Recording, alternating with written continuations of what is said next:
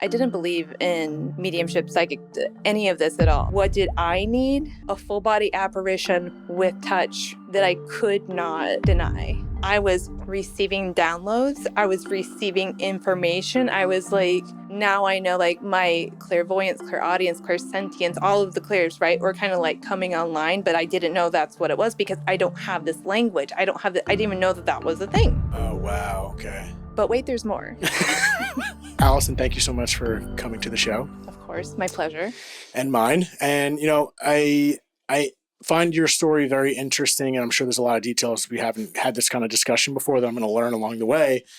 But I would love for you to start in regards to how you've learned this mediumship ability in an interesting time through loss, correct? Do I have that right? Yes, a lot of loss in a really short amount of time. So I would say, first off, I didn't believe in mediumship, psychic, any of this at all. Like, it wasn't a part of my daily living. It wasn't part of my childhood. It's nothing that anyone spoke of. So I think for me, I really needed to get T-boned with it, hit over the head with a frying pan sort of level of connection in order for me to be willing to accept that it was the undeniable proof.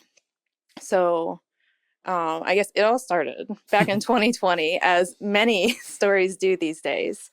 And my maternal grandfather was diagnosed with stage 4 pancreatic cancer back Easter weekend, so mid-April. So that was full on lockdown time. And so he was whisked away into a hospital and no one could really go see him because of all the visitation stuff with pandemic and all of that good stuff. So I'm born and raised in Missouri. So that's where he was. But at this moment in time, I was living in Boston suburbs. So my family back home in Missouri, they were doing all the everything, boots on the ground stuff to help with that.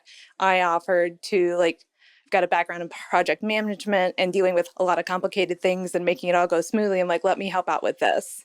So I was on the phone getting home care and hospice care at a time where everyone wasn't supposed to talk to each other, breathe the same air as anyone, which is a little complicated, but whatever. So I hopped on a plane, an empty plane, which is really weird, to fly out and to help get everything situated the first couple of days.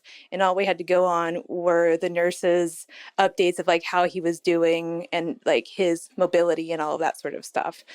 So from what they said, I had it in my head, I'm going to push him around in a wheelchair. I just want to get him out of the hospital like that. I love my grandpa so much. He gave me my connection to nature, my connection to tinkering, and I can do it myself and all of those things. The least I can do was help this guy get back home and pass where he deserves to pass. So I thought I'd just be wheeling him around, make him some eggs and do that sort of thing.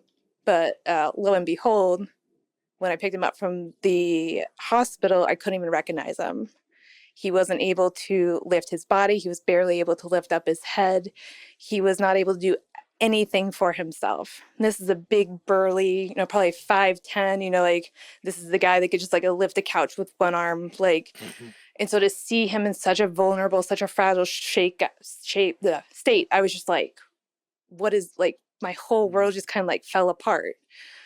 And so then it became this the most beautiful thing I could do was help him. But how do you help someone that you're used to being always the one helping you?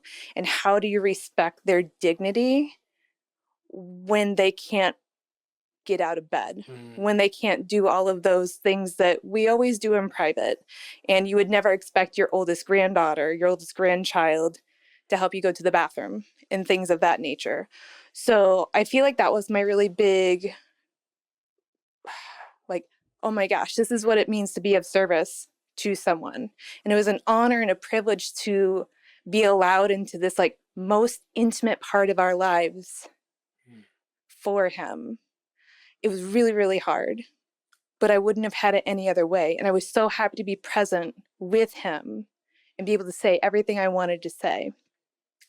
So but then there's also this fact of every morning I woke up, I wasn't sure if I was going to walk down the hallway and if he's going to be dead or alive. Was I going to have to go wake up my grandma and tell her that her husband of over 50 years had passed?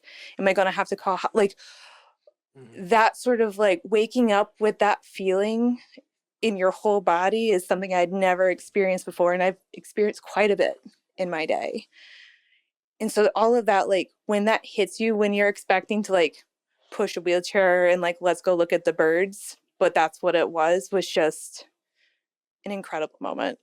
It's beautiful. Yeah. So I was there for like about a week. And then as I got everything situated, this is how we do things. This is medication, this, you know, like learning the ropes for hospice care at home. And then I handed that off to my family members that lived in Missouri so that I could go back home, because I still had my husband, my kids, my animals, my whole life that needed to be tended to as well. And they gave him like 6 months initially when he was discharged, but the hospice nurse said that's not what it is. And he died about 10 days after he came home. And so 2 days after I came back to Massachusetts, I got the phone call from my brother. He had passed on Mother's Day. And it was just really, really, really tough because he was like the rock for our whole, like the maternal side of my family.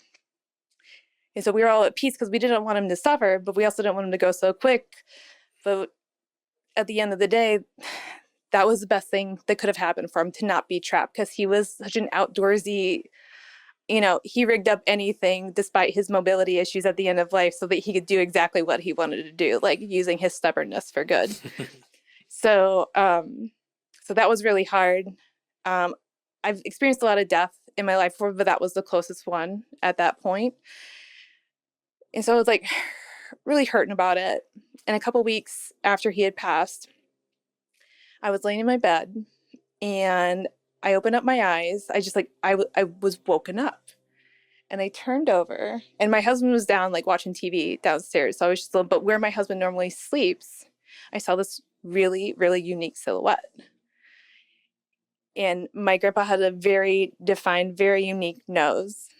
And I could see this nose, I could see this silhouette. And I looked over and it was the silhouette of my grandpa. And I could feel his hands in my hands. And in these I'd say like the last decade of his life, his strength was just like declining in general. So when we were little, he used to give us what he called bear hugs, you know, like the rib cracking bear hug, but he couldn't do that later in life. So he would give us this squeeze with his hands as tight as he could, you know, like quantity over quality or whatever, right? And so in my hand, seeing the silhouette of him, I could feel the wiry hair on his knuckles. I could feel his knuckles. I could feel his hands giving me those squeezes, that hug. And you're wide awake. I'm wide awake. 100% wide awake. So straight out of the gate, what did I need? A full body apparition with touch that I could not deny, nor did I want to. But I could not wrap my head around it. Wow. So I was just like in awe, and I didn't really know what to do with it. I went and talked to my husband about it like right afterwards. I'm very fortunate to be married to someone that believes me, right? And so he was like upset. He was like, yeah, like I believe this. I believe you. I don't doubt you that these things happen. But then I kind of held it in because I felt guilty. I didn't feel like I deserved such a beautiful gift. When I think about like, well, why not his wife? Why not his daughters? Like, why me? Why me? It didn't feel like I deserved something so precious. And to be fair, they all had their own types of visits, like with things being dropped and moved and TV. Like he's a very active guy in spirit. So they all had their things, but I felt like I shouldn't have right. I didn't know how to make sense of that. So to satiate my logical mind, I told myself, oh, it's because I helped him get out of the hospital and he's just like doing me a solid. And I left it at that. But wait, there's more. Jeez, okay. So after I made like peace with that visit, it was about a month later. So it was July 2020. You know, we were Boston suburbs, but we had our little like mini micro homestead, right? We had like little chickens and I had bees and I had a garden and I had all these things. And I was out puttering in the yard doing what I always do. And it was July. The sun is hot. I'm not fit for, you know, like prolonged exposure outdoors. But I had this overwhelming feeling like Now I know it to be higher self. But at that time, it was just like voice in my head. Say it again. Now you know. Now I know that voice to be my higher self, like capital H, capital S. Like You understood that over a month in? I didn't. Did not. Like Okay, got I it. can call it that now, but before I just heard a voice in my head. Understood. And it just said, lay down on the deck in the sun. And I'm like, I can't, like, I'm so busy, right? I love to keep myself busy. And I'm like, I have to do this, I have to do that. Blah, blah. And I don't know how else to explain it. It just felt like I was not in control of my body anymore, like bones to jelly sort of situation where I just slowly just had to lay myself down on the deck. And I closed my eyes and I'm like, I can see things even though my eyes are closed. And that's really weird, but I don't know. Like what do I know? I don't know nothing about nothing. And all of a sudden, you know, when you're in a room and you can feel like your back's to the doorway, but you can feel when someone comes in, their presence, their essence, their whatever. I couldn't see my grandfather again. I didn't need to, right? He already like took care of that a month ago. Yeah. Like, hey, it's me. But I could feel him there, and he wanted to show me this information. It was like if you got an email of like a 3 GB PDF, and you're just like, boom, and you somehow had consumed all of the information within that document. And it was him showing me how our souls move through lives and timelines. And I would love to go into detail about this, but I don't think we have 5 hours today, right? I mean, do your best. Okay, I would to love do to my hear best this. is, you know, this is a lot of information. So he showed it to me in phases. This was phase 1. So if you imagine, it showed me like a 2D flat surface, kind of like a chessboard. So we always start from this like bottom left square. And so in childhood, in the beginning stage of our lives, the moves that we can make are pretty limited, not set in stone, but you know. But as we move farther into the center of this chessboard, if you will, our options of how we can move through life and where we can go start to expand. So that's how he showed me this mix of fate and free will together. There's choices, albeit somewhat limited, but you still have choices to make to go where you want to go. And I was like, all right, that makes sense to me. I've never thought about this ever before in my life. That's not in my wheelhouse, not in my interest, not in my anything. But this makes logical sense to me. But why me? If this is not what I desire, if this is not what I'm curious or interested about, why are you giving this to me? Why am I supposed to have this information? So I opened my eyes, and it felt like this span of time had been, I want to say, like 5 hours. So I opened my eyes completely disoriented. The only way I know roughly about how long I had been in that state is because I wasn't sunburned. So it was like 20 minutes tops. Okay. That's a fair reference. Yeah. So I was like, That's all right. I hilarious. was like touching skin. I'm like, okay, the pink, like it's not, okay, not sunburned, less than 20 minutes. And I was like, where's my husband? Where are my kids? Where am I? And I was just I wasn't afraid, but I just didn't know what to do with all of this. And so it was like rolling around in my brain. It was at the top of my mind for a long time. But again, this is in the middle of a pandemic, and I took my kids out of school, and now we're homeschooling, and my husband's working from home when he used to work in Boston. And, you know, the 2 businesses that I was running like had to do major shifts because pandemic. So it was there at top of mind, but then it started to just slowly fade away. Just for a quick check-in. So this is your second experience, if you will. Yes. And at this point, because you alluded to it in the beginning, you were not paying any attention to this idea of a spiritual, you didn't really believe in it, and then now you're discovering this, that, and the other and trying to make sense of it? Yeah, to put it plainly, the last time I touched on anything metaphysical, was at the Scholastic Book Fair in elementary school when I bought a book about like aliens and ghost stories. Okay, so you're not even touched upon this. Not even touched upon it. And I was born and raised in Missouri, and that's a very conservative, very religious, and in the 90s too, right? So like we don't talk about that's not, and there's like no mystical shops or any like that just does not exist. And so at this point, I don't want to cut off your story because this is fascinating, but at the second experience that you're explaining, it just made sense. Like there wasn't any logical brain of doubting. It was so clear and so vivid that it was just undeniable at this point, regardless of what you believed. Yes. So a term I like to use is like, I need to satiate my logical mind. Right. And what I received in that moment, again, like it was just a little piece of it. It was just enough so that I could understand this concept. This is how you move through life. And more details about like, when you feel like, oh, I've like a deja vu moment, right? That's like Right. because you're at a square on the chessboard, if you will.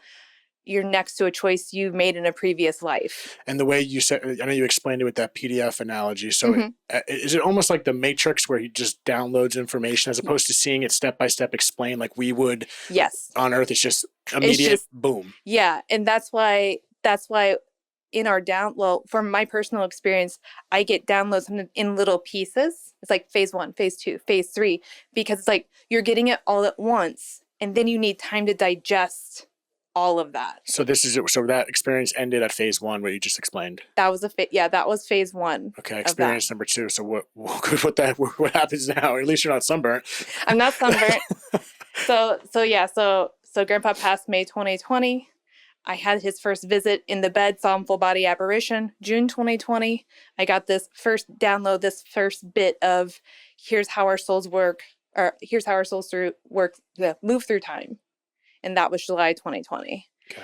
That was plenty, absolutely plenty during that year. But then again, it just faded away because there was so much going on. And I didn't know what I see this. I understand it. I agree with it. I don't know what to do with this. Mm-hmm. So we just kind of like put it on a shelf, not to tuck it away, but like, I don't know what else to do with you. Right. Information. So fast forward about 18 months after my grandfather passed, I got a call from my dad. A little bit of backstory. Just really tough relationship with my parents. Not quite a decade, but a decade of no contact or very, very minimal contact. And just due to like my mom's history with drugs and alcohol and the mental and emotional issues that go with that. So that being said, I got a call from my dad 18 months after my grandpa passed, her father. And he was like, I just want to let you know, mom's in the hospital. Her ammonia level's really high. She's having liver failure from the alcoholism.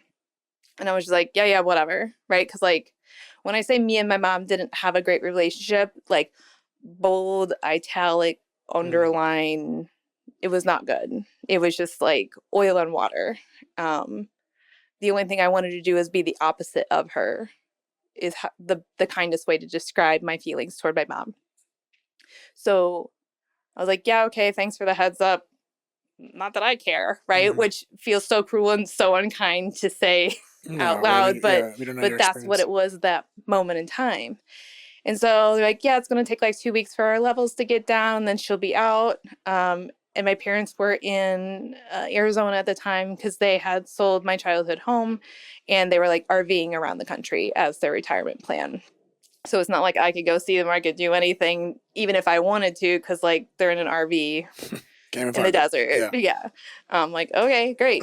But then it went to, it's going to be longer than 2 weeks. Oh, she might only have a couple months to live. Oh, she might not make it till Christmas. Oh, you might not, like telling my dad, like, oh, you might not want to go home and take a shower because she might pass right now, sort of thing. My birthday is December 20th. So that kind of like put a damper on things for me too. And my dad's like, I know it's almost your birthday, but can you talk to your dead mom that you haven't talked to? And like almost dead mom at that point. Yeah. I said, does he already know about what you've experienced? It was talking to you? Okay. He didn't know anything about that. Just making sure. And so Christmas Eve, 2021, I just, like we were at my husband's like family holiday party. I'm trying to like, like my mom and I don't have this relationship. It shouldn't affect me so much. Like she did this to herself. And like, that's what happens when you make those life choices. But I just had my phone in my back pocket while everyone's like holly jolly, eating cocktail shrimp, just waiting for my phone to vibrate to be like, your mom's dead now. And that's just, I will never forget that feeling of just like the on edgeness for days upon days upon days upon days. Was supposed to be like the most happiest time of the year. So she didn't die before Christmas. She didn't die on Christmas. She got discharged into home hospice care, which was in the motorhome. And the very first night that she was home, my dad went to sleep by her in the bed. And when he woke up, she wasn't there. And he found her. She had drank an entire bottle of morphine, the liquid morphine that the hospice had left for like her care package that day. And so I I got a call from my dad, and like, every time you see dad, you're just like, oh, is this the call now that she's dead?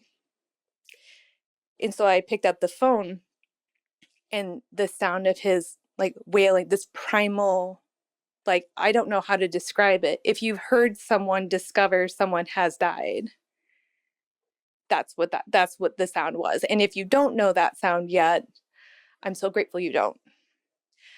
And so here I am, completely across the other side of the country. My dad says the morphine bottle's empty. I found her on the couch. Her legs are cold, her legs are stiff, but because she wasn't lucid enough with her ammonia levels in the hospital, they couldn't legally have her sign a DNR. So they had to call 911. They couldn't call hospice. And so I stayed on the phone with him to do what the most that I could do until the paramedics got there. So when they started banging on the door, I said, I'll call Steve, my brother, and I'll call grandma, my mom's last living parent. I'll let them know. So I hang up, I call my brother. Hey Steve, just so you know, mom decided to take her own life without even being able to like talk to us. Cause like we said our last thing, but she wasn't really responsive at that point. And so that really hurt. And then to call my grandmother and be like, your daughter took her own life. And I'm so sorry that I'm like there's the oldest child burden. And that's one that like I didn't see on the resume of that. Man. But then a couple hours later, dad on my phone. 2 Narcans later, mom's alive. What? And the saddest part about it is like, I want, not that you have to, like, we talk about like, what would it be like if someone could come back, like how joyful, how excited, how whatever you would feel about like, oh, thank God, it's a miracle, right? I can't tell you that any of our family, I don't want to speak for anyone else, but that joyous feeling, that thank God, that miracle feeling was not the feeling we had when we had the news that she was alive again, I guess, is the best way to say it. And it was just kind of like what? Yeah, I mean, especially on top of the reason why she even got there in the first place. Yeah. And that was just tough. And so I needed to make sense of it. And it's still like no spirituality connected to them. Just like, okay, she's alive again for some reason. I don't know why.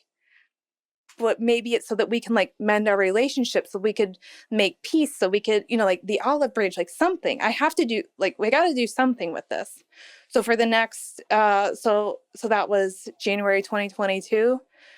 So for a little over a year, I tried my hardest to like rekindle some sort of, like not braiding each other's hair and flying over to go shopping with each other, but just like, I will tell you what's going on for the last 10 years of my life. How about that? Right. But even when she was completely sober, like the manipulation, the emotional, mental abuse, like all of all of the things that I needed to disconnect myself from were still happening even when she was sober.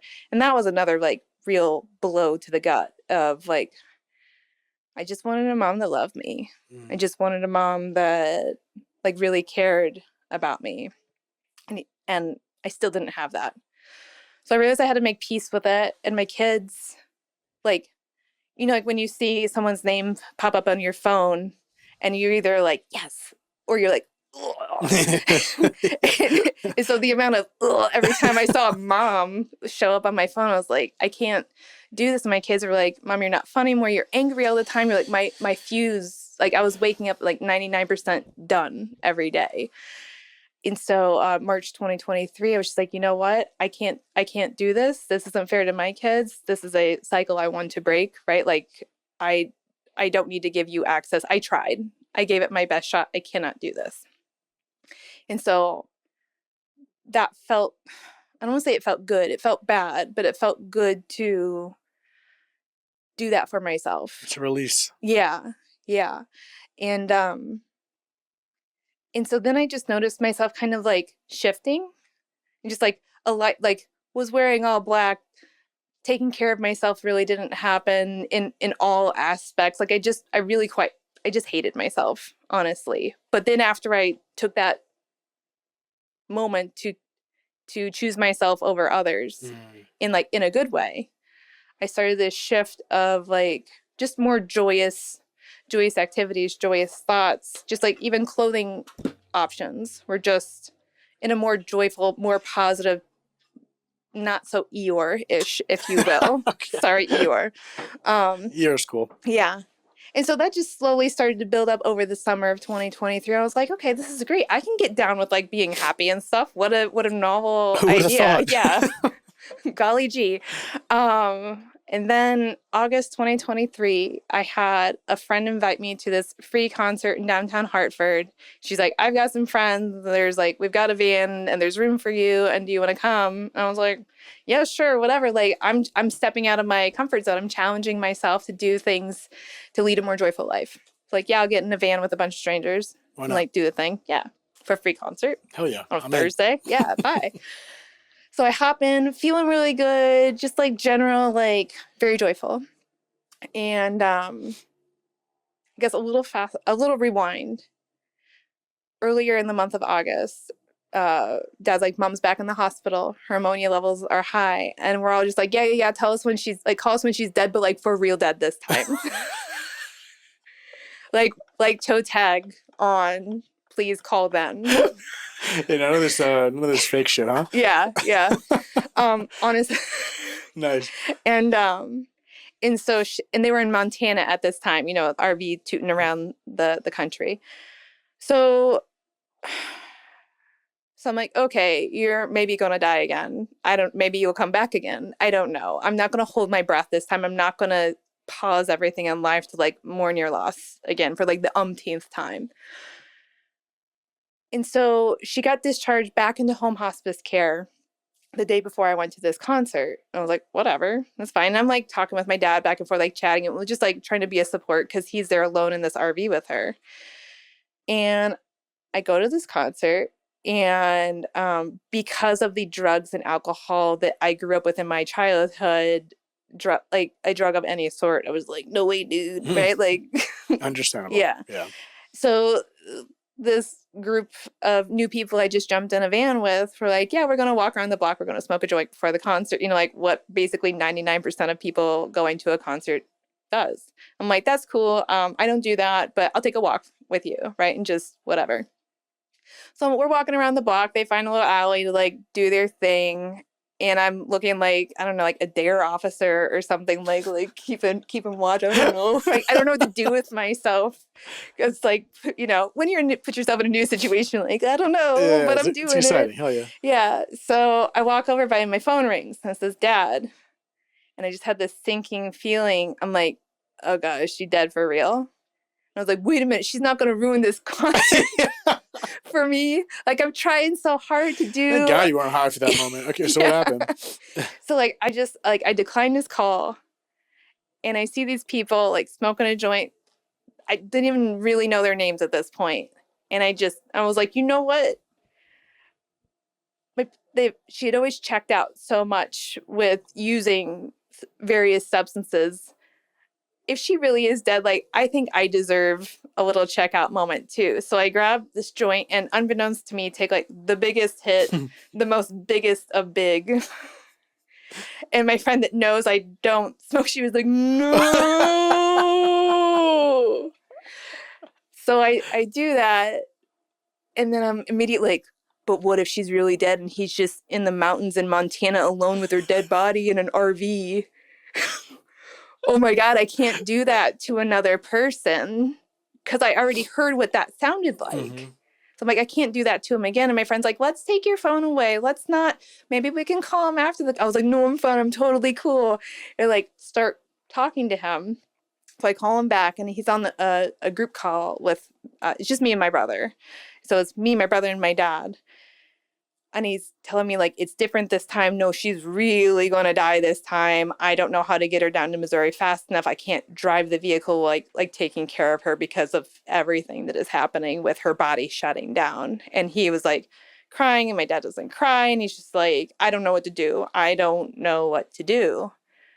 So here's where it gets a little wild.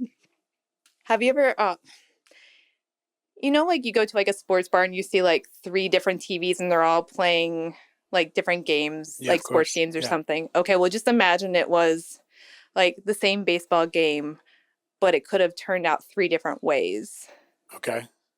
And so in that phone call, it was like, I know now. I did not know then. I was like, what is going on?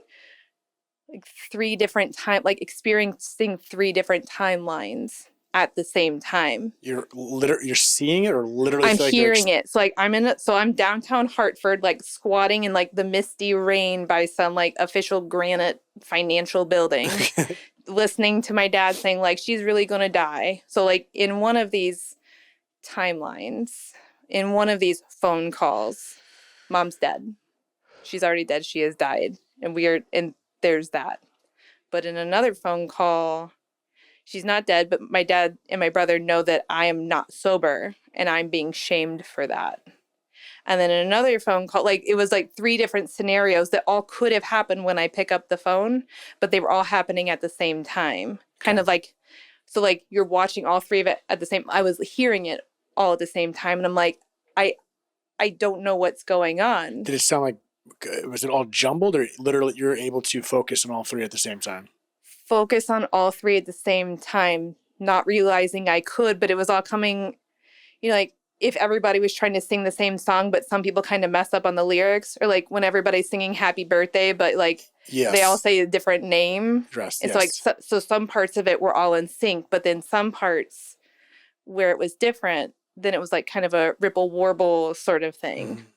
So I was freaking out. I was like, oh, Plus you're high for the first time. Yeah. I chalked it up to that. I was like, wow, that was a choice, Allison. That really was a big rip. An absolute choice to make. And so I ended up just hanging up because I was getting, like, I didn't know what this was about. So I hung up.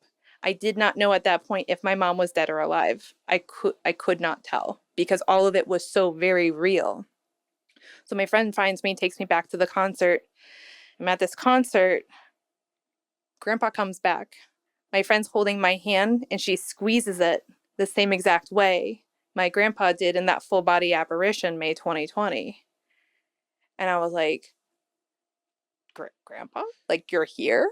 And again, it's like, I couldn't see him, but I could, as if he was just standing right behind me. And that's kind of like his MO, like, I'm right behind you sort of thing. You don't need to see me. You know me. You know that I'm here. So it wasn't just the physical similarities. It was that plus you felt him. Yeah. Okay. As if he was just standing behind me. And I was like, what is going? What did I just ingest in my body? This is not important, but who's on the stage right now? Who's playing? What concert? There's a band called the Rebel Bucket. Okay, never mind. Yeah, so I don't know how that is. not well known. But that goes to my advantage because I heard like half of one song before, like, hey, do you want to go to this free concert? Like, what's your top track on Spotify? Listen to like half of it. And I'm like, it's good enough for a free concert for me. So I'm at this concert, and this is where Grandpa comes in and he's like, I showed you how this works in 2020. I showed you the chessboard. So like the 2D version of it. I need to show you, like, this is the next piece. This is phase 2. I'm going to show you how there's a lot of analogies. I get a lot of real world analogies given to me, and that's how I like to share information too. Yeah, you do a great job of that. Yeah, thank you. So all the analogies were shown to me as like your soul, like you're driving your car. Like our bodies, our meat suits, are our vehicles through life. So I showed you that. So like phase 1, when I was down on the deck, that's like, here's the brakes, here's the steering wheel, here's how you like use wiper fluid. Mm-hmm.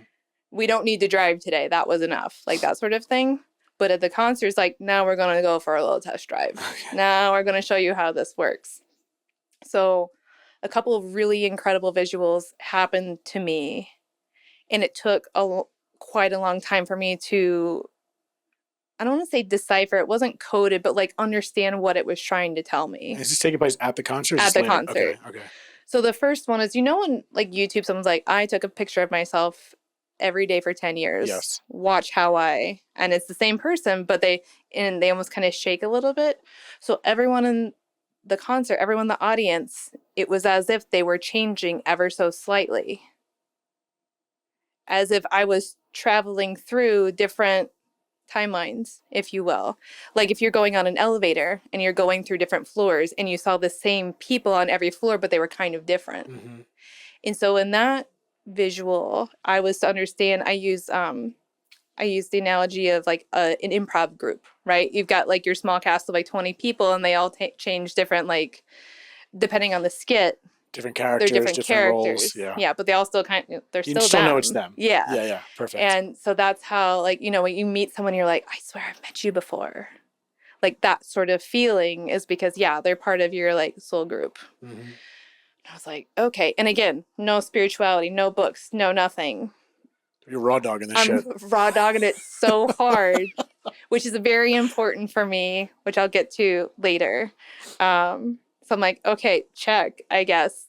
And it basically, with all of these timelines, if we think about like an artery, like a highway or something, no matter what, like each of them are different experiences for our life, but this concert experience, this connection, this showing me what's going on, like how this all works, that's like my main artery.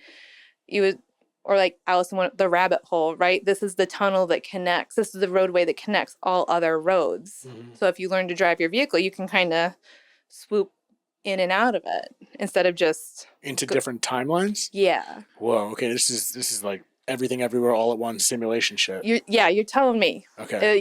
It was a lot. It was a lot, and I'm like, okay, that makes sense. I don't know what to do with that. Like, right, rinse, wash, repeat. I will accept all of this. But that makes logical sense. But now what? And why me? Why me? I felt like, again, I didn't feel like I was smart enough. I didn't feel like I was experienced enough. I didn't feel like I was educated enough. Why me? So, there's one really important part of that experience is my husband and I, we just celebrated 15 years of being married last month. Congrats. Yeah, thank you. He's the love of my life. He better be after 15 years. Yeah. And in this, like, all these different timelines, I could feel this one snippet, just one. It's not where like we didn't get married or we got divorced, but it's just like there's that one where he didn't exist. He just wasn't born in that one. I don't even know how to understand like that feeling of when you just know something, that's what it was. And I have never, the hurt and the sorrow and the emptiness, the void that I felt in that moment, terrified. Everything else that I just experienced was all right? Mm. But that moment of feeling him not existing in that little timeline preview, I was like, all right, logic needs to come into play to help me. Like, okay, if I don't move my feet, that means I'm staying here. So for the rest of the concert, I didn't move my feet. I didn't take my feet off the ground. For some reason, I felt like that would make me like go somewhere. I didn't know how any of this worked. I was just like doing my best. I can't believe this is the same concert. Go on. Yeah. So like that was another example of like probably my first experience of time not being real, because all of this felt like hours and hours and hours. And it was like an hour-long concert, maybe. I don't know. I don't know. But I mean, like, I left the house at 6 and I was back by 10. Right. Yeah. Without a sunburn again. Yeah. Without a sunburn. My friends drove me home. And I was just like, I don't know what's going on. And so I went home, told my husband straight away what happened, what I experienced. He's like, okay. He was like, that's a lot. How about you go upstairs and get some rest and we'll talk about it in the morning. And so I was like, I felt so good. I was like, I'm just going to go upstairs and I'm going to lay my head on this pillow. And when I wake up, everything's going to stop. Okay. It'll all be better. But then I woke up and I had to go to the grocery store. And it felt good. I was like, okay, yeah, that's over. Whatever that was. Go about my regular boring human day. But then I went to the grocery store and everyone I saw, I felt like I knew them. I felt like I had seen them. And I was freaked out because I'm like, we had moved somewhere that I didn't know anyone. It's not like, oh, do I know you from high school? Like, I'd never lived here before. So I literally like I was like, am I even okay to drive home? Like, am I having an emotional or mental breakdown because my mom's like actually gonna die this time? I was trying to like figure out what was going on. I got out my phone and I was like, can you still be high from one hit after 15 hours? It sounds like a logical Yeah. satiating again, kind of. And it was like, no. It just literally said, "What are I you? was like, Who are okay. you?" Yeah, I just needed to explain it away, but I couldn't. So this is where I'll get into like the yada yada yada-ness. Okay. So like for the next 2 weeks, I was receiving downloads. I was receiving information. I was like, now I know like my clairs, clairvoyance, clairaudience, clairsentience, all of the clairs, right, were kind of like coming online, but I didn't know that's what it was because I don't have this language. I didn't even know that that was a thing. And so I'm just freaking out and I'm crying. I'm just telling people like, oh, it's because my mom's going to die. And like, thankfully that was a pretty good cover for like, thanks, Mom. It is better than saying, I think I'm still high from that concert Yeah. last night. Yeah. 2 weeks ago. Yeah, 2 weeks ago at this point. Yeah. But it was to the point where I told my husband's name is Mike. And I was like, Mike, I feel more confident in your abilities to make choices for me than myself right now. If you feel like I need to go somewhere, if I need to see someone, if you need to bring me to a really nice place that's really safe and calm, please do it. Like, I don't know what's going on. I mean, it was to that point that I couldn't make sense of anything. And so this is where a little segue. We moved to a farm right before my mom's first almost death. And during this 2-week time, I had been scooping manure from where our cows stay.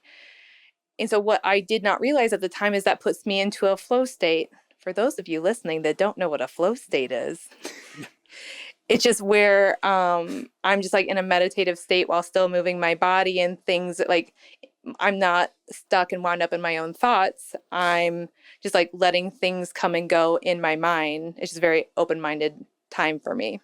So I loved it. Felt really good. Loved shoveling manure, and I called it manure meditations, right? I'm like going to go out and do my thing. Right yeah, there. yeah, very shitty meditation. So one morning, I was shoveling manure in this 2-week time span between the concert and the next part of the story. And I hear that voice again in my head that I know is my higher self now, but it just sounded like my inner voice, like pick up the dry cleaning, go get eggs, important spiritual information, right? Like that sort of thing. And I heard, and I was listening to music, to the Rebel Bucket album that from the concert, right? Because all of their music, I was like, every lyric feels like it's made for me. And like, wow, I was never a lyric person before. So like hearing the words, I'm like, this feels like a fly on the wall for like what's happened in my life, was another wild, like, pow thing. And so while I was listening to one of their specific songs, this voice came into my head and it said, this song will be associated with your mother's death. Well, I've got a pitchfork full of crap in my hands.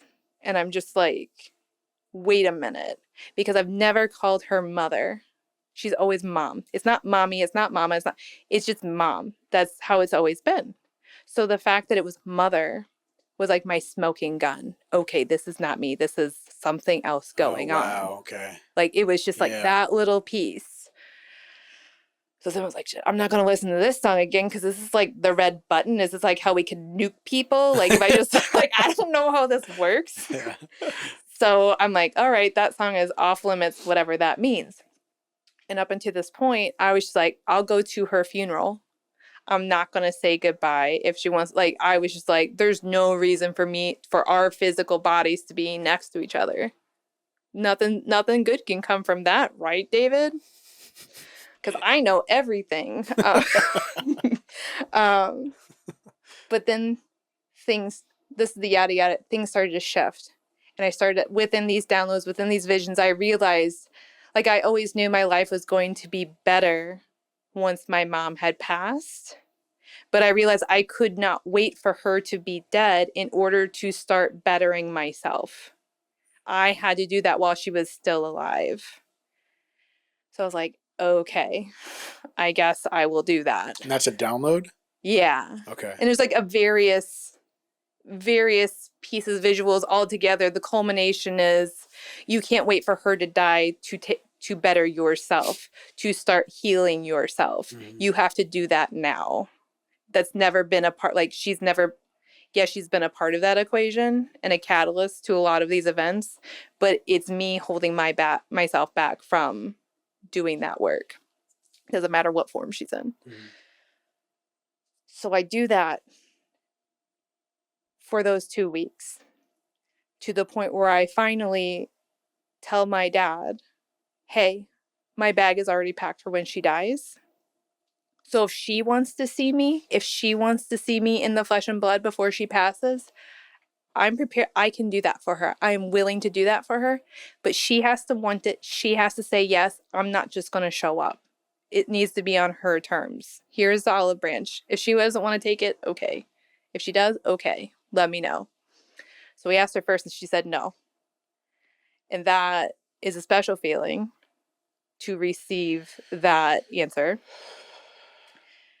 And I was like, that's fine. I was like, feel free to ask again if like that feels good to you. Ask her again at another time. And so he asked her later that night and she said yes. It was like 10 o'clock at night. And I was on a plane by like 6 a.m. the next morning to fly to Missouri. Like within 10 minutes, I was like, flight's booked, Wow. drive's booked, done. Right. So less than 12 hours later from her saying, I would like to see you, I want to see you, I was in mid-Missouri, so about a mile and a half, 2 miles away from my childhood home. My dad had parked at, like, there was a river with a campground. And so they were there, not in a van down by the river, but in a motorhome down by the river. That's next year's release. Yeah, yeah. And so, one of my mom's sisters drove me from the airport down, and I'm just like, I don't know what's going to happen here. I don't know what the hell I'm doing. This is a lot just kind of snowballing at a really fast pace. But all I know is I'm coming in with love. I just want to give love. I don't really care about what happened. Like, I know how good it felt to be there for my grandfather when he passed. I don't know everything to expect, but I have this like foundation of the days leading up to his passing to understand what I'm getting myself into. Mm-hmm. And how I can be of service and I can be really present for her. And no matter what she says or does, like, that's my intention. So we get to this campground. My dad opens the motorhome door. He runs out and gives me a big hug. Like, I haven't hugged my dad in about 10 years at this point in time. And I knew from pictures he had sent me that, like, when I walk up those motor coach stairs, like, my mom was in this living room area. She wasn't in the back bedroom, just for, like, the ability for the hospice nurses to take care of her and stuff. So I knew that there was no, like, soft landing for this. It was, like, 3 steps up and there's my mom. So I'm only 5'4", right? My mom was, like, 5'10", and she was, like, a larger woman. So I climb up, and it's weird, like, I could smell her before I saw her. I could, like, all of these, like, childhood memories of just, like, what does your parent, like, her essence was just, like, there. And I was like, wow. And I turn and look at her on the couch, but I don't recognize her. She was, like, again, she was a heavier set woman, and also with alcoholism, right? You get really big, bloated, inflamed, all of that. But she was probably, I don't know if she was 100 pounds. Wow. At that point in time. And so it was just like seeing a skeleton with a blanket over it. Like, I could see her rib cage. I could see all of it with a big, thick blanket over it. And so it was such an incredible moment for me, because in my head, I had put up this visualization of, like, my big bad monster arch nemesis final boss, sort of like wah ha ha ha of my mom for so many years, this villain, right? But then I look at her and she's curled up into a ball. She can't even lift her head. She can't do anything for herself. She's just this frail human being that is completely dependent on everyone else. And so being in like, so like just seeing her was just like everything, like all of the story, this narrative that I'd put up for myself just like instantly shattered. So even though I was going there with the intention of love and service, I was like, oh, like I'm gonna do it like extra now. And that felt really good. And it was weird how natural it was to like get back into the flow with her, even though she couldn't really communicate well. So she opened her eyes, and my dad said like she didn't want any pain medication. As soon as she heard I was coming the night before, she refused all pain meds so she could be awake as possible, which is huge coming from an addict. Yeah. And so like he nudged her awake, and she just said, he was like, Deb, it's Allie. Is it, my mom's name is Debbie.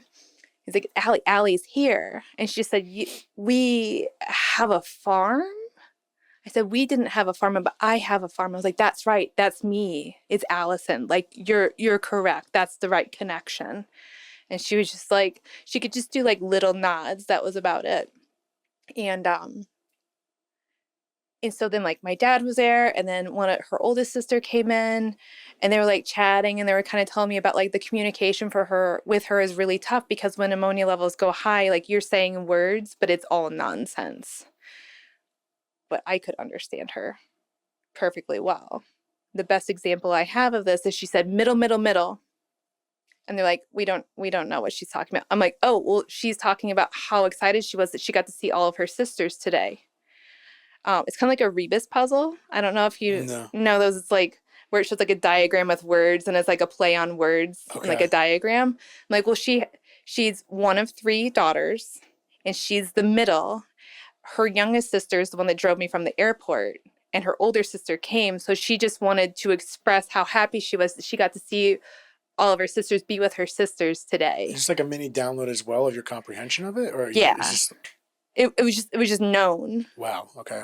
And so again, oil and water couldn't stand each other to the degree that is not appropriate to talk about.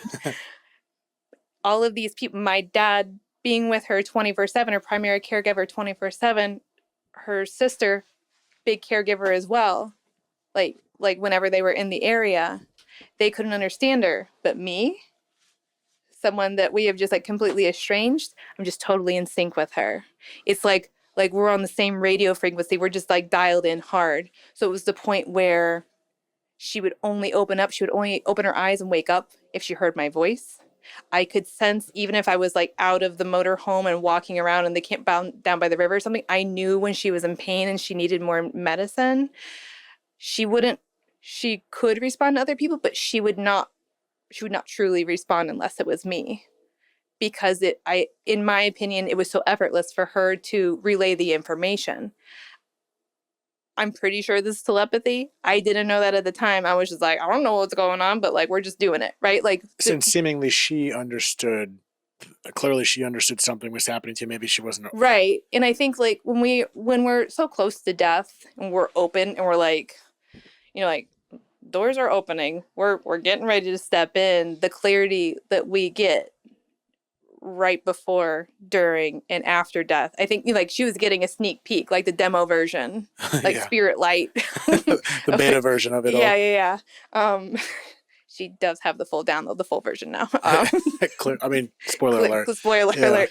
So I was like, okay, whatever this is, however I'm doing this, I'm not going to ask questions. We're just going to do this because I'm going to be here to take care of her because I want her to pass peacefully. Every person, if possible, should pass away with dignity and peace and love. So at that point in my time, I took over her meds. I took over like as primary care, one, relief from my dad who had been doing it for 2 years. But also because like we were just communicating in a way that no one else could. And then our hospice nurses came in and like, oh, have you been traveling with your parents to care for her? I'm like, I got here yesterday. We haven't talked in a decade. And they're like, okay. What's next? No further questions. So like I ended up staying overnight in the motorhome to care for her around the clock. That wasn't my initial plan, but that soon became the plan, obviously. And so that first night I stayed, my dad and I were sitting next to her, and she couldn't talk, and she hadn't been able to eat for days. She couldn't drink anymore for days, all of that. But we were talking about all of her favorite foods. And I was like, let's talk about this. Let's, like this restaurant, your favorite this, and you would always order that. And she could just go like, And it was really a really wonderful, fun, like loving time. But then it got to be like 11 o'clock. And she'd really not said anything besides like, you have a farm, like we have a farm, that was basically it. And then she said, I got to tell you something. She's like Very straight up, clearly, just very clear as a bell. And my dad and I both looked at each other, like, what was that just happened, right? And I was like, okay. I was like, you know what? She's probably getting pretty tired. And for if you've never been part of end of life care, like your other senses start shutting down, but hearing is the one that goes last. So I'm like, okay, she's listening to everything. She's excited. That's like binge watching your favorite show and someone keeps pressing like next episode. You don't want to go to bed, right? So like, let's call it a night. I'm happy to sleep out here right by her. You go in the bed, get some rest, whatever. So I like pull this recliner up and I sit right next to her, and there's just like maybe 6 inches between us. I'm like, we're going to have a sleepover tonight. I'm going to be right here. Is that okay? And she's like, nodded. So I fell asleep. And around 2 a.m., which is anyone into, spirituality, all the connections to people in spirit, whatever, like that is the time to do this. It was just like full eyes just open. I could feel her like as if she was tapping on me to try and get me awake. Opened my eyes and she was like, eyes just staring at me. Whoa. And I was like, hey, you need something? Are you okay? What's up? And she said, I got to tell you something. I got to tell you. I know you need to tell me something. I was like, you can cut out that part. Just tell me what you need to tell me. And she was like trying to move her lips and she couldn't. And she was like getting frustrated. I was like, it's okay. Just, like we got plenty of time here. Kind of. and so finally she just went, she just wanted to give me a kiss. She just wanted to tell me in the way that she could that she loved me. And I was like, you just want to give me a kiss? And so she just gave me kisses, and I leaned over and let her kiss all over me the way that a mother would want to kiss their child. And it felt so good. And I was like, hey, you good in there? You like awake? Because like, and this is how we always talked, right? We're just very like straight from the hip all the time. And she opened her eyes as big as she could and nodded up and down. Yes, like I'm here. I'm lucid. She knew like lucidity check. Yes, I am here 100%. I said, and I knew I was like, all right. Didn't think I was ever going to be telling my mom about her dead father coming in and like doing that's what's happening at this point. Now and I was like, how do I like? Not a lot of other opportunities are going to present itself to me to talk to my mom about this, right? Like the clock is ticking. We're really out of time. I'm like, this is my one shot to ask her about this. So with the least amount of words possible, I explain that I call, her dad had visited me, that he showed me how time works and how our souls moved through time. And do you know what I'm talking about? And with all the energy in her body, she moved her whole body to a full body, nodding up and down, yes. And I was just like, okay. I said, okay. I said, because that's why I'm here. Because of that, because of him. And she just had like a really nice smile on her face and just like closed her eyes. And then a couple hours later, like pre-dawn, first light, I felt that, like energetic tap, if you will. My eyes are open again, look over, and her eyes are pointed. My grandpa was about the same height as her. And in the motorhome, she was like looking over where the driver would sit at about the height of him. And for whatever, I just knew, don't know how this, like, you got to trust me on this one, right? I was like, she's looking at grandpa. He's here.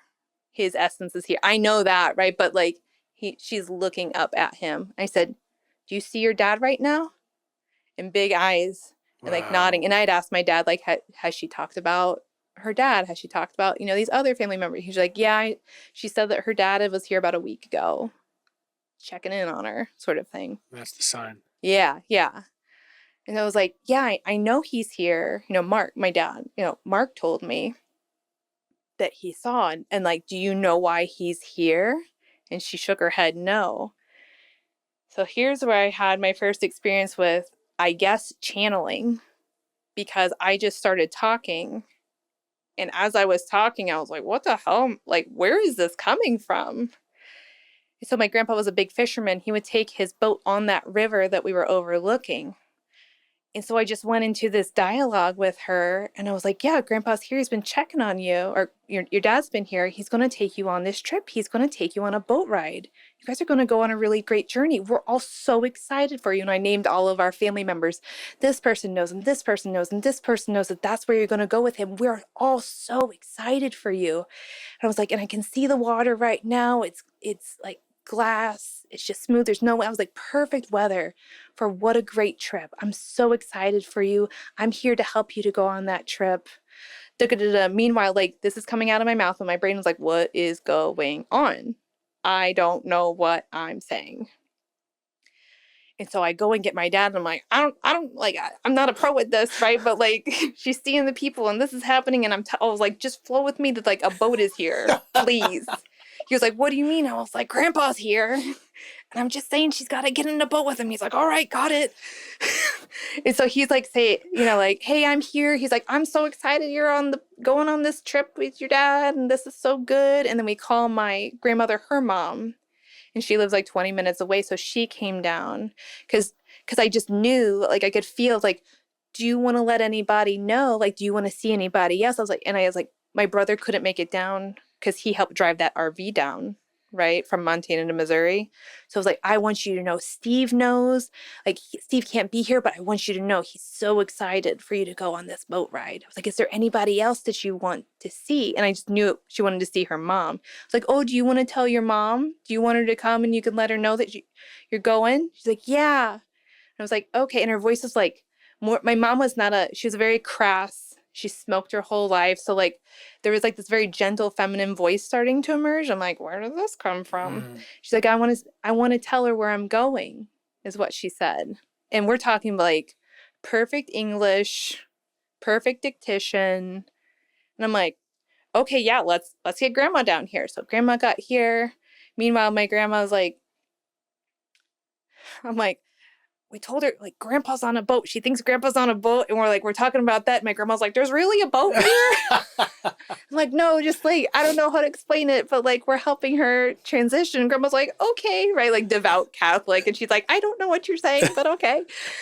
So we're all just like, kind of like cheering her on. Like, you can do this. We're so excited. And I saw, like, for the very first time, her moving her legs. And I was like, hey, are you trying to climb into the boat? And she just nodded her head. Yes. It's like, oh, you're so silly. I was like, you don't need your body for the boat. I was like, everything that you need is in the boat. And the way that you get in the boat is that you want to be there and you're not afraid anymore. You can't go afraid. You just have to know, like, you have to be okay with it. And when you feel that way, you just go into the boat. It's like effortless. It's like, I was like, we love taking care of you here. Like, there's no rush to get on the boat. I'm happy to take care of you as long as you need to be here to figure out how to be comfortable with this change. I said, but grandpa your dad can take care of you better than we can. And so that's why you're going to go with him. Like, we're fine if stay as long as you like, but he can do it even better than us. And then she started talking like the voice of like a 5-year-old little girl. She just started talking to my grandmother, her mother, as if she was just like a young girl, and not like baby talk, but just like this sweet, tiny little gentle voice that I've never heard out of my mom before. So we're like, okay, like, what is this? Right. And so she talks and talks, and let's say like 20 minutes of her talking with her mom. And I'm so excited to go on with dad. I'm so excited. But that was like all of her energy. She went unconscious. And that was the last time she was able to speak or communicate with us in any way. So we're like, okay, we don't know what to do now besides just sit and wait for that boat ride to get started. And so we were just with her throughout the day, and nothing really changed. No hospice came in. They're like, it could be 1 minute, it could be days still. Like, we don't know, right? Coin toss. And it's like, all right. But then the energy started to shift when she started to get a death rattle. And again, that's one of those, if you have not heard that sound before, you're so blessed. I hope you never have to hear it. If you heard it before, you know, when you hear that, you're like, oh, there's no coming back from this. sound. I know like one person has or whatever, but it's Right, just right, like, right. okay, this is really happening. That's when it really sunk into me like, oh, we are really dying pretty soon here. Um, but then like my mom was always a cold nature person. She's already running a fever. I had always read, like, I did my reading of like hospice end of life care between her and my grandfather. I'm like, okay, usually it's cold. Usually it's this. Like, I don't, why are you so hot? You're running a fever, right?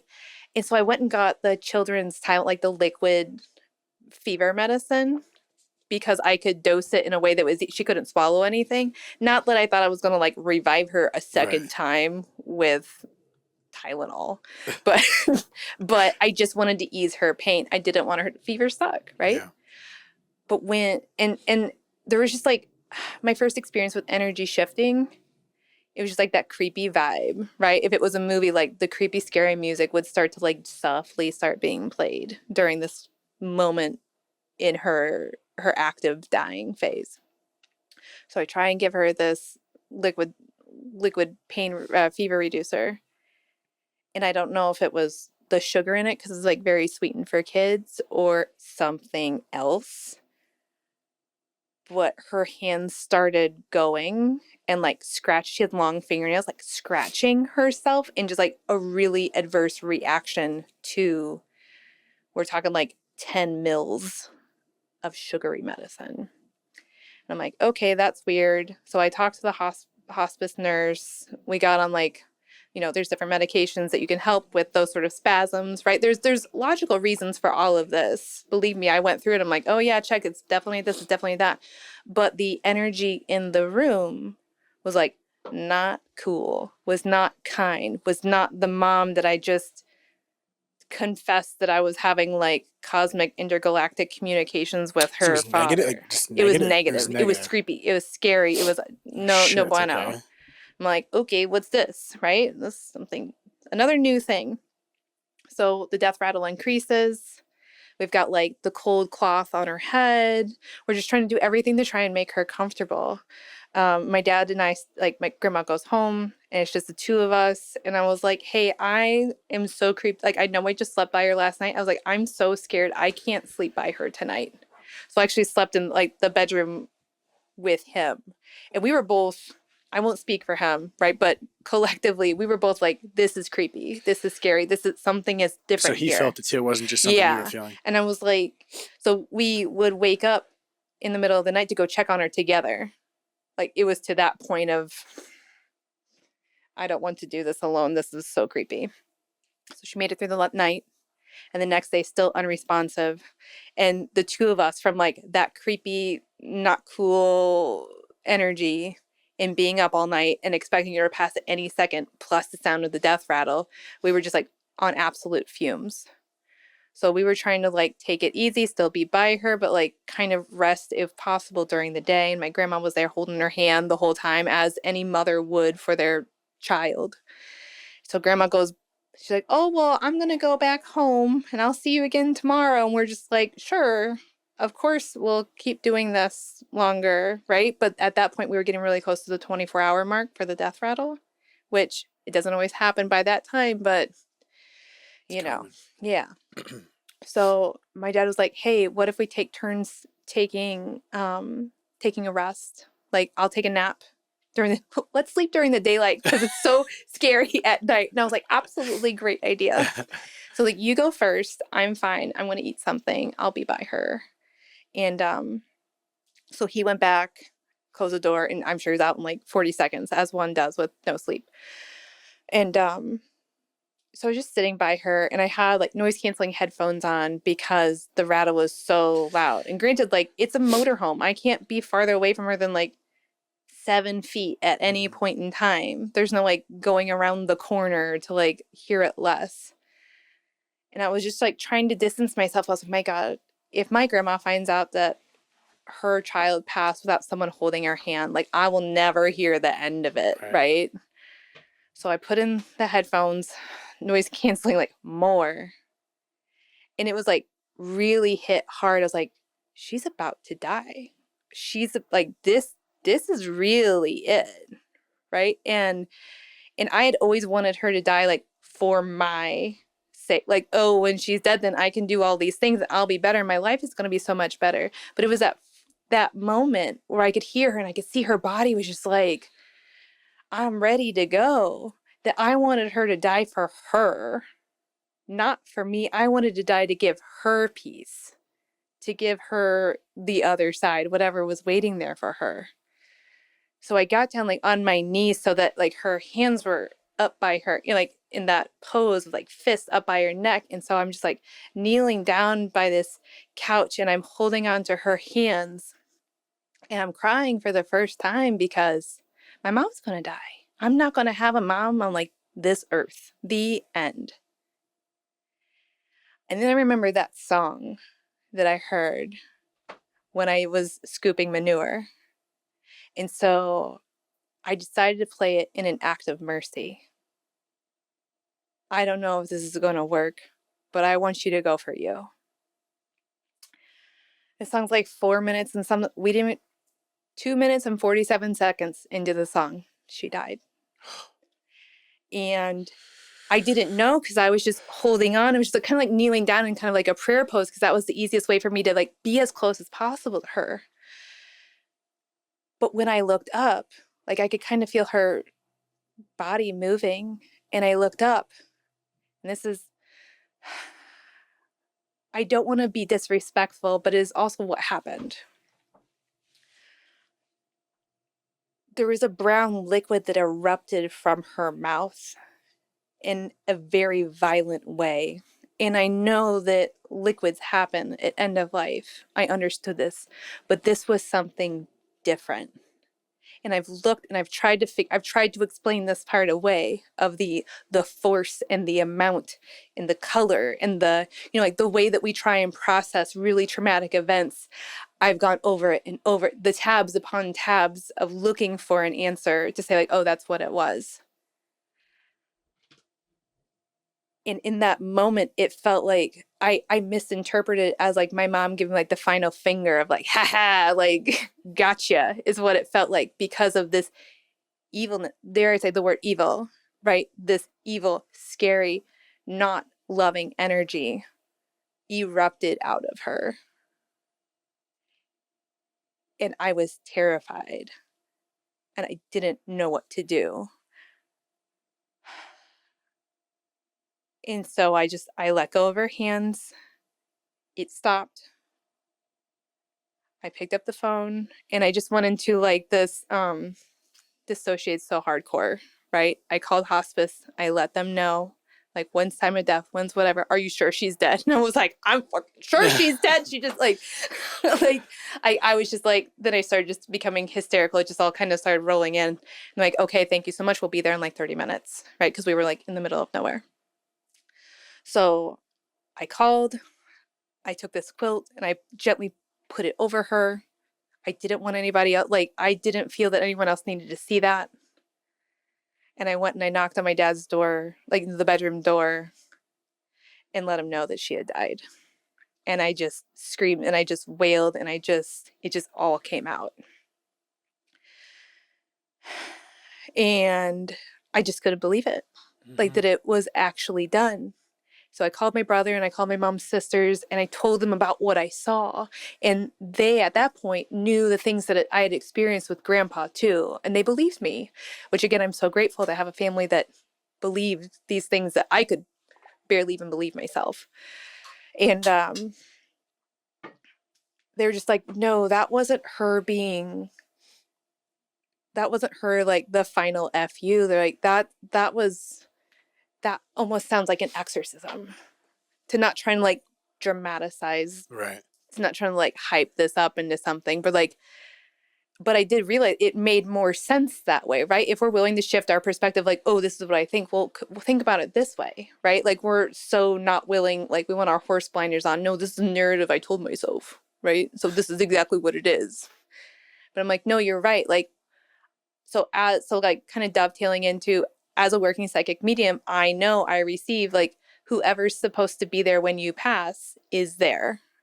So it's like, why was it just me? It's because I was the only person that needed to see that evil, that whatever, you know, that the muck, the yuck, the energetic weight that holds us down in these meat suits, that it stayed here in this timeline. That when I saw her again in a different life, in different lives, in different ways, shapes, or forms, that what I experienced here with her stayed here. So that everything else, all of our other experiences in our other lives would be so much better. So like we consolidated like a very concentrated, real mucky one. So no one else needed to see that because no one else would be able to interpret it that way. No one else needed to receive that message from her.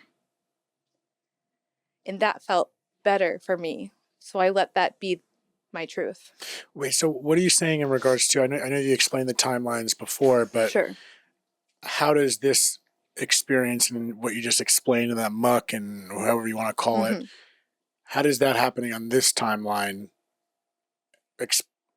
bleed into other timelines? Sure. And are you also saying, and from what you've seen, that that multiverse theory is, you truly believe and have seen and experienced that's the way it is? Yes.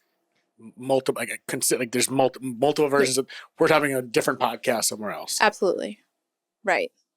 What is that? I mean, okay, just go with that because there's a million things I want to ask. I told you buckle up, though. I know. I'm fidgeting the entire time because I don't know where to go with it. It's just like so deep. But go on with how you explain that experience. Like I needed.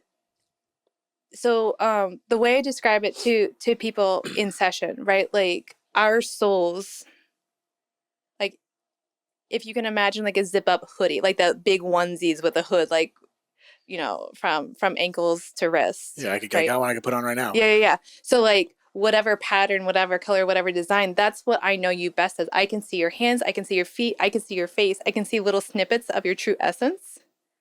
But I really know you as like the guy with an orange onesie with like geese on it or whatever, right? Like that's David. That's how I know David.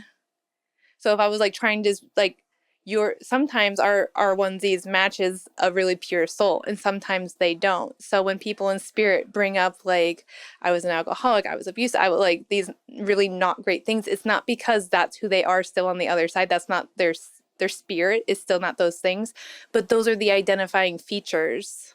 And I'm like, oh, I know who you are. Because if you showed me my mom in spirit now, like, oh, that's your mom, I'm like, you're full of shit because that's not my mom. You know her as you just explained. I know her with all of her energetic muck. So I needed to see that visual of what happens in this timeline. All of this that made it so hard for us to love each other. That's not actually a part of me. That's not me. It was attached to me. It was, you know, like. So it was just like a physical representation? Yeah. For lack of a better, like, we need to see something. Like, the most tangible proof that I could receive in that moment was that eruption, that disconnection, that removal from what I knew to be her. And understanding that that's not her. Right. And is that also like is that also a representation of whatever? I mean, I think everyone in the world will exist. There's evil in the world that we experience and see, this, that, and the other, and negativity. But is that also a representation that stays here in the sense that, or just that on the other side, is that even existing? Like, I don't want to cross over because I know there's a lot about everything you just explained is the mediumship and the other side and what you've learned and how to process, but also mixed with the incredible story about grief. Yeah. I don't want to scale over your grief experience, but at the same time, I do want to try to understand this whole journey you're on. Right. So, like, it's different for I said it's important for us to do our work in this lifetime, right? We're all souls and we're on our journey and we have lessons to learn. It's important to learn those lessons or else you're going to, like the school analogy, you don't want to repeat the grade, right? You don't want to have to do this over again. So do your homework, turn it in. Some of us do our work all school year long, right? And then when it's like the big test at the end of the year, like, this is great. I've been doing this the whole time. Like, check, and like, see, have a great summer, right? Yeah. But some of us shove all the blank worksheets in our book bag and like we don't do the work until 1 week before school's out when we realize, oh man, there's consequences if I don't do this work. I'm going to have to repeat these lessons. And that's alluded to the reincarnation aspect. Yeah. so just cut me off if you have more to say about that. But I'm trying to dabble with the, because have you seen the movie Everything Everywhere All at Once? I saw it about 2 weeks before the concert, and I was like, I don't know what this is all about. Oh, I forgot it has been that year, care. but it is interesting because that was it's a drama comedy. There's a lot of humor to it. It's a little absurd in many ways. I didn't see any hot dog fingers yet. Just by the way, that's why it's insanely so important to note. No hot dog fingers. Sensationalized, but it does tap into this multiverse. Yes, and this idea of we are this multiple different experiences are happening. But what I'm trying to understand is, say that's what you're saying is real, because I can only verify from my logical brain, yada yada. Yeah. But with this idea that we're living simultaneous multiple different versions of our lives, and reincarnation is a thing. So we're just reincarnating as me as David, but during that reincarnation I'm living multiple lives, and then the next reincarnation you're the same version of that onesie and you're also living multiple lives? Or is it multiple reincarnations at once living different types of people? I think it's multiple at once. This is kind of why? Why? Sorry for the question. Okay, what the fuck? So the way I explained it to my kids. Oh wow, they're involved. Okay, nice. Yeah, well, sick. You can only talk to dead people for so long. They're like, Mom, what's going on? Yeah. But also it's like important that they shouldn't be almost 40 years old to start learning to not be afraid of death and to embrace life and to know that when people pass, like, they're still here. Right? Like what better gift could I give my children than knowing that a couple decades earlier than I not figured it out, but started to experience it. So I call it cosmic Play-Doh. So you think about, you got a can of Play-Doh. Like, if I had it right here, I'd dump the can out, and we've got this wad, and like, David, you would take a pinch, and you're like, you seem like a snake guy, so you'd roll it into a snake. You're like, look at my snake, it's so cool. Did you ever think of a snake guy? You seem like the type of guy that if we had Play-Doh here, you would definitely roll it into a snake. You're not wrong. Yeah. I mean, I know a lot of people do that, but also, like, no, that's, I do the little, it's almost like Mr. Miyagi roll. Yeah. Okay, go on. And then I could make my cube or my snowman or whatever, right? And I'm like, we're just chilling. We're like doing our Play-Doh. It's so fun. Maybe your snake crawls over my snowman, whatever. I don't care, right? What do we do when we're done with Play-Doh? Stuff it back in. Smush it all back together. Stuff it back in the can for next time. And then when we take the plate out tomorrow, it would make something completely different. There's a little piece of that snake. There's a little piece of that snowman. There's a little piece of all the iterations of all the fun we've had. All a little bit of piece of all of those previous creations in that new creation. But it's all one. It's all still one unit. Can of Play-Doh. Yeah. Even though it's happening at different times. Right. And is that the correlation? Whenever I hear this, when people talk about those SEO words of manifestation and this and that. Yeah. When it comes to that positive thinking, visioning, this, that, and the other, is there a correlation between that and tapping into these other timelines, if that makes sense, where you can say I have a timeline where this podcast is way more successful, this, that, and the other, and is there people the ability to cross over to that timeline to take a little bit here, or is that completely separate, or not? I think, am I making no sense? No, I think there's some timelines. Let's say it's like, okay, if you like see a train station and you see all of these tracks, like they're really close as they possibly can be, and they're all parallel, they're all running straight. Like track 1 and track 10, what's the odds of like hopping all the way over? Like you can't move from 1 to 10. Right. Without going, or like without merging to the other ones. So like some timelines are running closer to each other than others, where you can feel like you could almost kind of like dip, like, sorry, I'm getting like this Indiana Jones visual and like jumping from train to train sort of thing, right? And you can do that. So kind of like the chessboard where there's a certain piece that can only make certain moves. You're so restricted on certain moves. Right. So that's where it's folding into the chess thing. Interesting. So like we can make some jumps. We cannot make leaps, but we can move forward, jump to jump to jump to jump to jump. But does it depend which piece you are? Because like the queen can make a lot more moves than a pawn. Well, phase 3, there's another piece of that I've received right after my mom died to expand on it. Expand. We're here. We're rocking and rolling. We're good. Okay. So moving on to that, after she died, I started getting piece. So within 48 hours of my mom passing, I could feel her. I could see her. She was the lights going, the heat off, the car's funny, like everything that could possibly happen. whole hog, full throttle, pedal to the She metal. really tapped in now. Yeah. And I was just like, and it wasn't just me, like, am I crazy? Right? Like, back to the crazy thing again.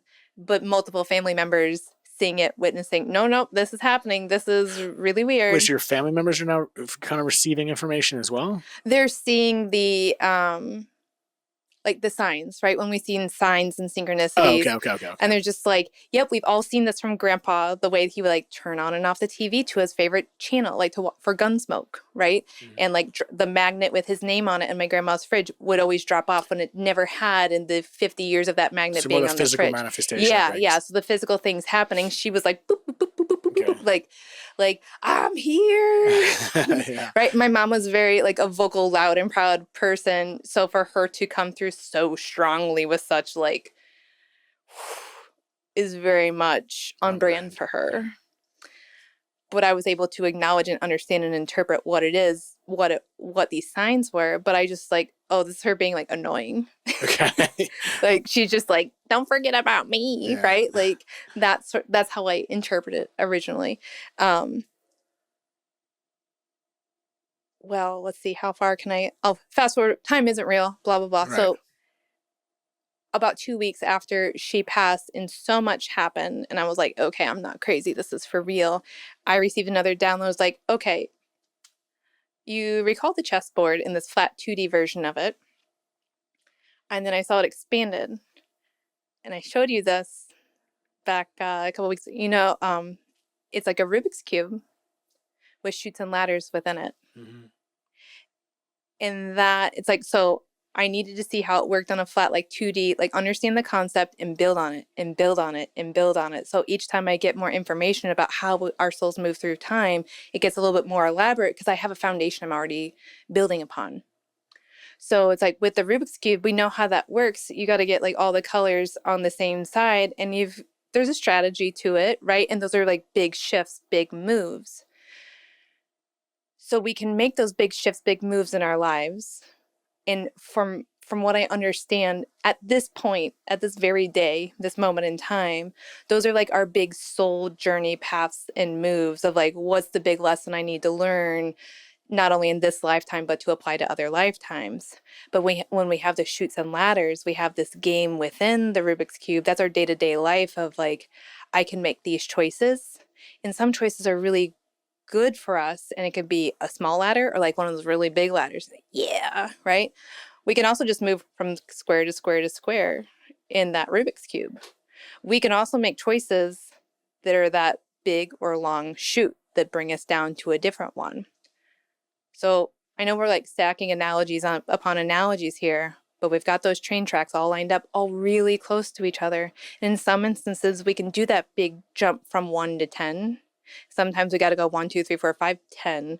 Like there's 100 different ways, infinite ways that you can get there if you are willing to do the work, follow that path, do the hard stuff, do the easy stuff, keep living your life in an intuitive way that allows you to shift those timelines. But are we ultimately every one of us, have you seen or do you understand or believe that we've been given one chessboard that has a specific, like I know you mentioned the blend of free will and predeterminism, or if that's how you said it, but are we given that chessboard with a specific ending or theme or message or lesson in mind that we are trying to undercover with all these different moves? I think yes, and also like for our own souls, because we all have jobs to do, right? We all have important tasks. I don't want to say like mission. That sounds like weird, but like in the spiritual plane. Yeah. Like we're all here to do something because we're all giving bringing this information back to that big cosmic Play-Doh back in the sky. When we all do our work, it benefits us all because we are all connected. We are all one. Mm-hmm. That big wad of cosmic Play-Doh. All of our work it's a trickle. It trickles up. Right. Or right. We send it all back for the collective to all learn this lesson. I don't want to get ahead of myself or feel like I'm diverting these questions that I have, but why? Like if whatever that other side is, mm-hmm. and it's so glorious, as you can confirm or not confirm, and it's a different level or vibration of love and more peace and seems like goodness. Mm-hmm, mm-hmm. is there still stuff up there like the spirit world doesn't know? Like, what is the purpose of bringing stuff from this raggedy old place to bring up there? I keep saying up for lack of better terms, but I think, all right. Does it make sense, that question? Yeah. So like, let's say like your perfect lazy day, whatever that is, pretty easy to envision for all of us what that would mean. And if we get one of those days, you're like, oh, it's incredible. I love this so much. 2 days, you're like, wow, luxury, right? I can't believe. But what about 4 days of that? What about 5 days of that? Which is like, there's no effort that you need to exude. It can get kind of boring. Yeah, well, yeah. It can get a little monotonous. It can be like, there's no curiosity. We're not like exercising what I think is the very best parts of being a human, which is curiosity, which is deeply connected to our intuition, which is deeply connected to play. Like, why would we not explore? Why would we have all these toys and not play with them? Why would we not interact with this? Like, life is a game. You could have the game Monopoly and get super dusty, like, and never play it, or you could get it out and have a really good time. Like, the choice is yours. So is Earth and this human experience almost like a little bit of an amusement park, for lack of better words?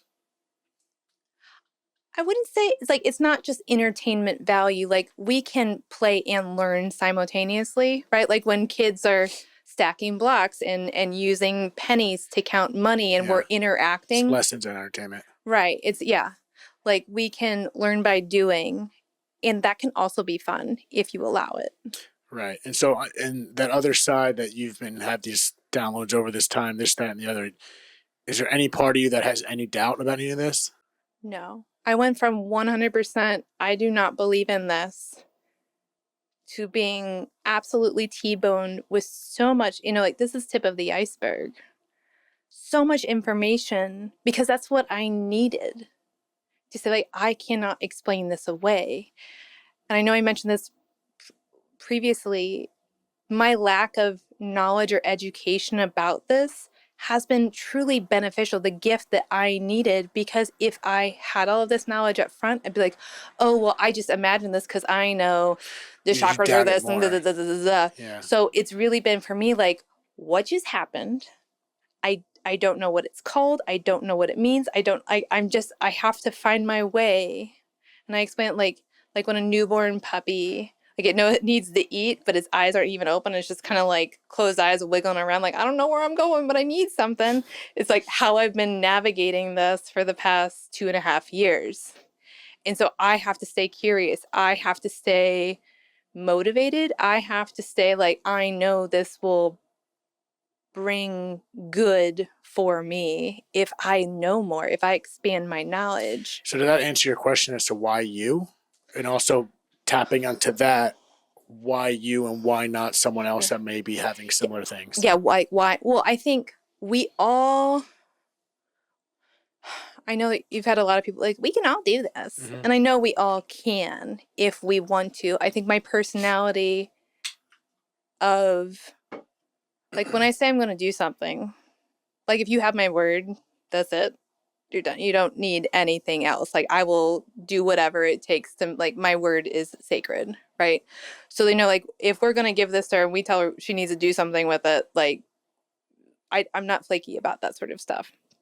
My background before farming and before all others, was in graphic design, visual communications.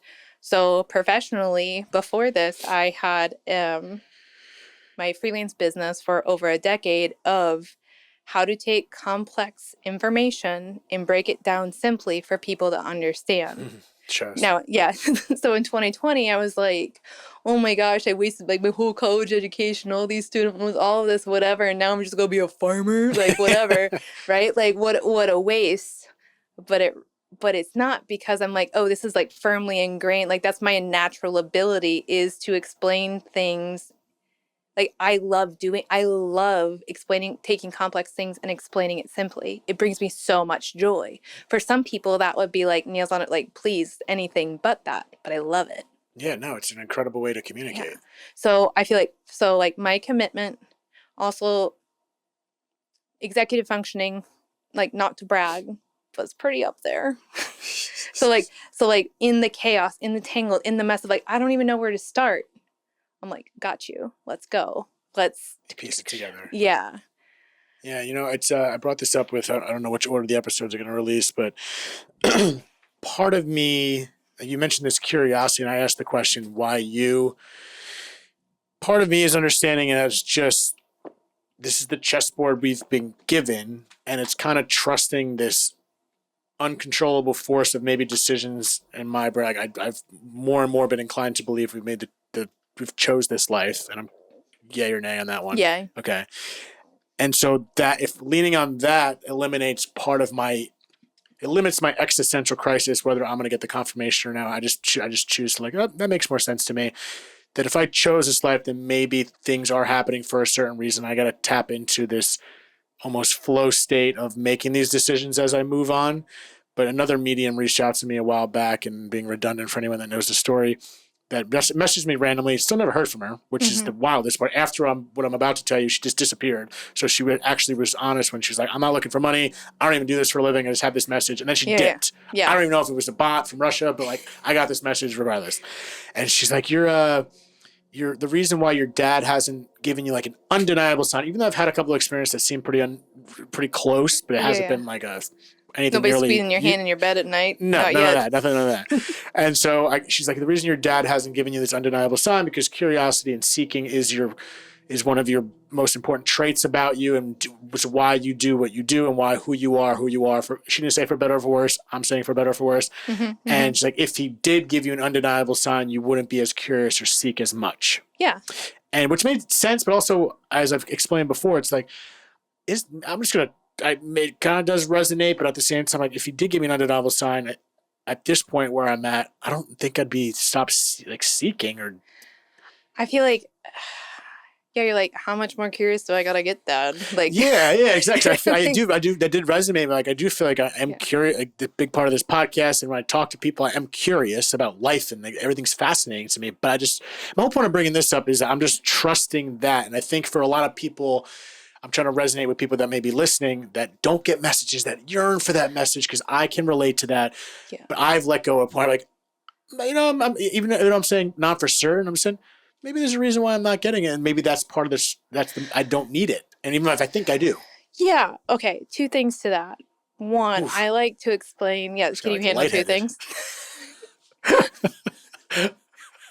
There's a lot right now. This is one of the longest podcasts I've ever had. It's fantastic. So two things. So I like to explain, like, okay, you've got the TV shows where it's like the formula of the episode. Like, we have a situation, and then we have like the crescendo, the plot thickens, but then it's all fine, like tied up nice and neat at the end, like with a bow. Yeah, a lot of shows stuck at endings, but I get what you're saying. Right. But then also during the season, there's like one long story. The season finale, we get to that. You're like, oh yeah. So I see these signs and symbols, these breadcrumbs, like these signs, symbols, or inklings, or like this career opens for you, or like whatever through life. Those are your little, like, each episode we've got something good, if you choose to look at it as something good. But then we've got the long burn, the long story, the big, like, you don't want to figure it out right at episode 1. Right. Like, let's string this along. Let's have fun. Like, because it feels so good when you've invested your time and your energy. And the more that you invest, like, the more a fine wine ages, the better it gets. Mm-hmm. And you're like, no, if you, as soon as you're content with what you have, at least in my experience, you receive more. It's like, here's another one. Oh, is that good? As soon as you're content about what you have, you receive more. That's what I've experienced. And that aligns with me with everything said about being simply stated, about the gratefulness of, like, I might be chasing this with this show, but I've really gotten to a better place of appreciating the journey, if that makes sense. Right. These small steps, these little things. I get to do this, I get to talk to you, as opposed to being so hyper focused on where I want to be. So I'm just giving a very personal example, but by being content, as you said, by where I am right in this moment, maybe things start to snowball from that place as opposed to anxiety or worrying. Right. So, like, when we can have, like, genuine gratitude for what we have, You're like, even if Dead Talks, if I didn't get a single one more subscriber, if it stayed exactly the same like this for the rest of his life, that would be fine. Right. And you're not always like, but more, but Yes. what about, what We've about, talked what about about? this, like Yeah. that resistance or Yeah. And it's just like, no, like, this is great. 3 years ago would be like, what are you serious? That's exactly. where we're at? Like, that's awesome. Yeah. Right. And not always saying, but what about the, like, just living in the present and appreciating the present, like, this is great. I love this. Right. Like in 2024, I'm like, I love that my grandpa puts a ladybug in weird places in my house almost every single day. And when I say weird places, I mean like at night when I put back my covers of my freshly made bed, there's a ladybug crawling, right? Like that's sort of like, how fun, right? Like enjoy the, like if I can enjoy the ladybug after a full body apparition, that means more like I just get more. And now you brought up that ladybug, and it's making me think of signs and this. Yeah. Does the universe are you, from what you've gathered, does the universe speak to us through signs? And when I say universe, is that how you've explained higher self or the spirit guide? Like what is that formula, the algorithm of blending how the universe speaks to us and following that cookie trail blended with our intuition? Like what is the modality of all this? It's a loaded So question. trying to see like how can I consolidate this answer. I will say this is what my book's about that I've been writing. Oh yeah, what's going on with that? So it's a memoir from August 24th, 2023, the day of my spiritual awakening at that concert, to August 24th, 2024. Oh shit, I can't wait to read that, because this we've been talking for an hour 45 and I feel like we barely Oh scratched my the gosh, surface. I feel like we have barely scratched the surface, but Yeah. go on, sorry. So being of a logical black and white, this like the only thing that exists is what I can see with my eyeballs and hear with my ear, like all of like going from that to this, I needed some sort of way to prove to one, keep myself in check. Like, am I crazy or am I talking? Well, talking to dead people is also kind of crazy too. But like, what kind of silly goose am I? Right. It's a gentle way of putting it. Yeah. Right. And also with project management, with doing like these big elaborate things, and I'm like, okay, I have a very thorough process of how I collect information. And so I'm like, I need to document this. So every time something happened to me, whether it was a sign, a synchronicity, a paranormal experience, a dream, anything, I've had pictures, I have notes, I have like the way I like to describe it is, like, how like we all love true crime because you see the files and you see the photos of the scene and you have the interviews from the real people and you're like, oh man, but it's like the opposite of joy, right? Yeah. And you're just like, I'm so invested in this absolutely terrible thing that happened. Yes. Here's a document. It's cool now. Yeah. So what I want to do is like, I want my cork board on the wall with red string to be like, look how all of this joyous, wild, crazy things connect. Also, look how it's breaking down all of the post-traumatic stress that I had from all of these horrendous experiences that I've had throughout life. And kind of circling back to something else, we say like why do you have a podcast and I don't? It's because like your ability, the tools that you have, like we all have these sets of tools and they're all different. You're like, well, what are you going to do with them? How creative, how curious are you going to get? Like, well, what can I do with my connections? What can I do with my ability to deal with technology? What can I do with it? And so where was I going with that? Well, I was asking you about how the universe works with like signs and cookie crumbles. And so like with my experience, playing into like, I never thought I was going to be a working psychic medium. Like, I'll just do this by myself and quiet because I've already been a social pariah enough in my life. Like, I don't need to do like the umpteenth time.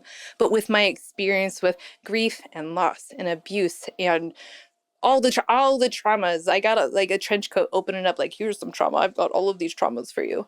But it helps me in my sessions with my clients be so relatable. So now my experience is that I could just be like forever wallowing in a state of victimhood.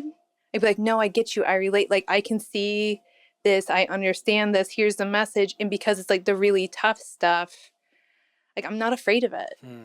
Where some people, if it would be really hard for them to be like, let me give you a play-by-play of the murder scene that I see in my head right now.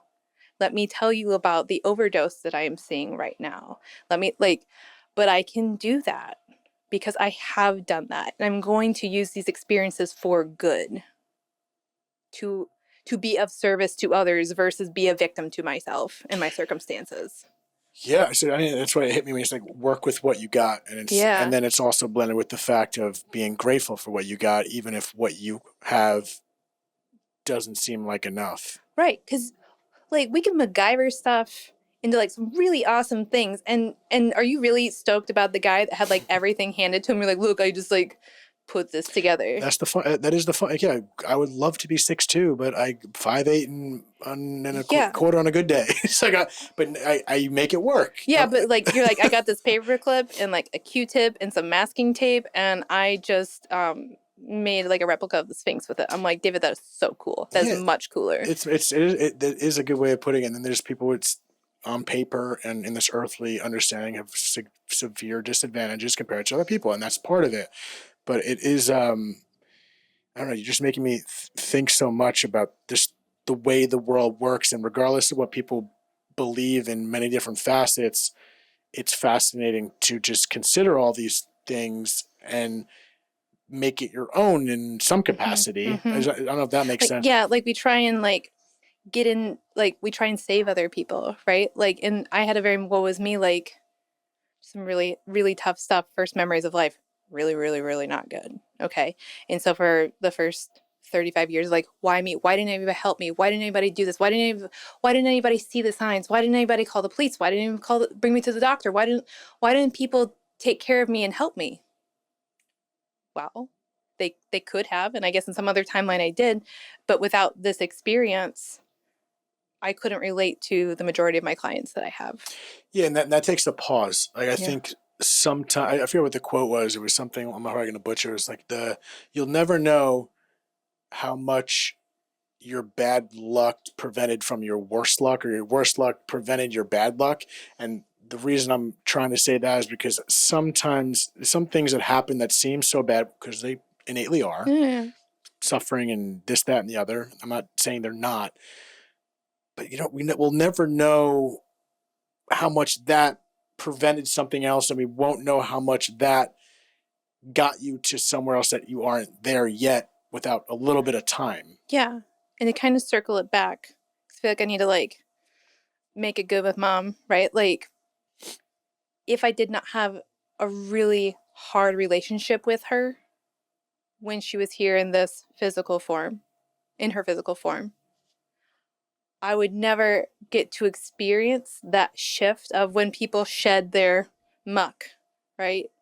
Once they pass, I would never get to experience that black and white, that very high contrast of like, oh my gosh, like within everyone that is having some real, like our least favorite people are really like deep down in there, they're really good, right? But really knowing that on such a deeper level that I cannot deny it. And so I could be like, I wish I just had a nice relationship with my mom before she died, but I would have not appreciated the relationship that I have with her now. Like me and mom are like we're solid. I love knowing that she is here with me at all times.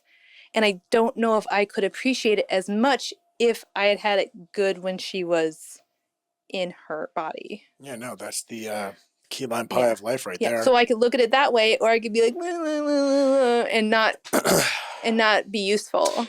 Yeah, and that's the thing. I'm at a point in my life where that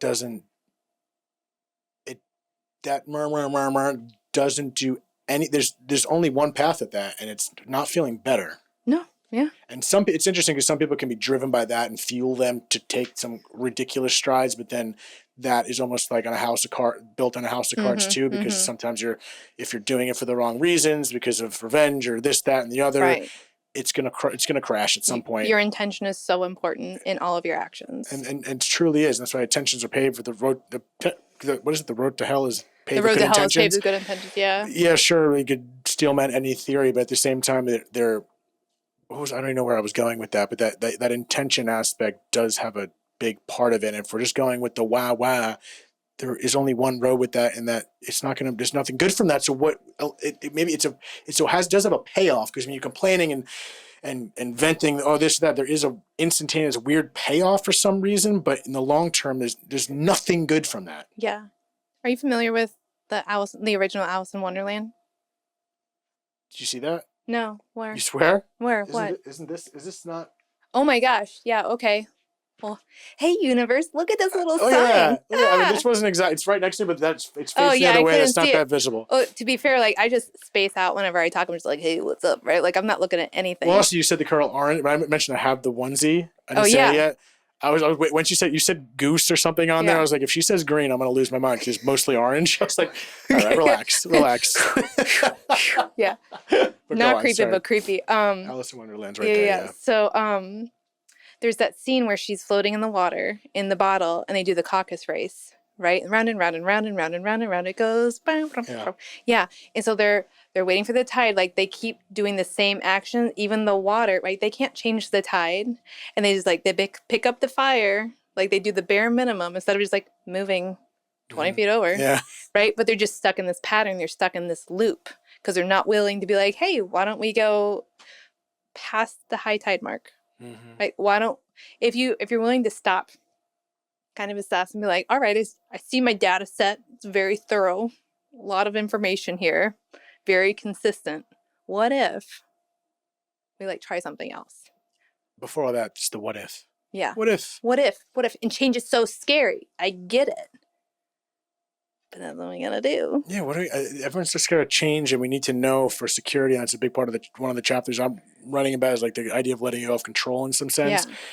But to me, sometimes it's way more dangerous just to stay put than just dabble in something that may or may not work out. Yeah. But then we don't know what to follow after that. Yeah. I was one of the like raging type A, control freak, super anxious, super stressed, like body showing sign, like illness, all of it, like, and hated myself before all of this. Like I put on a good show. I mean, I thought I put on a decent show of hiding it, but I know, like, if you know, the suffering was immense. Yeah, it almost seems like you're forcing a path. Right. And so it's just like, all right, I could try something different. And you're like, ugh.